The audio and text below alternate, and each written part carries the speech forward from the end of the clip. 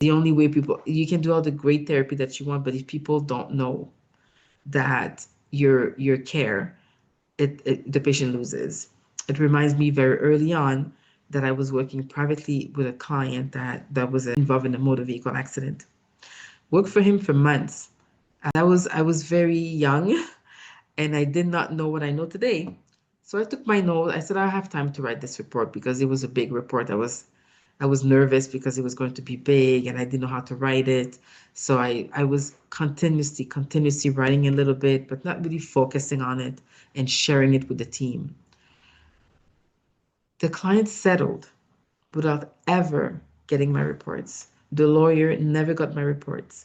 So I was stunned. I will always remember that client because he did not eat. He had a feeding tube and was doing some puree food and trials and eating at risk. I was involved with the care of this patient.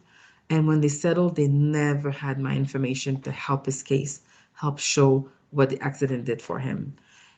This is when I realized that my notes are as important as the therapy. I may have done all the good therapy with him, but it did not impact his overall care, his care going forward, because they had zero SLP notes in the settlement. So that I will always forget. And it's because of this that I learned today that you need to have notes. People need notes and documentation. So, what's next for you?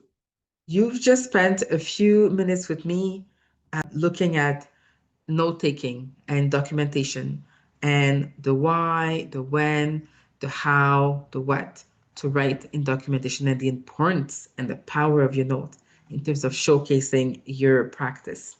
And so I just want you to reflect on what you're going to do. For you, is it the what that you're going to focus on? Is it the why?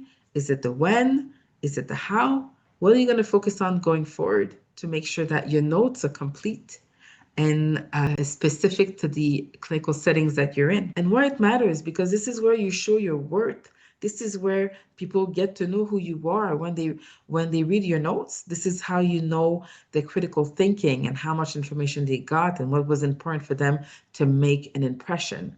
So it shows your clinical value. And so it's kind of your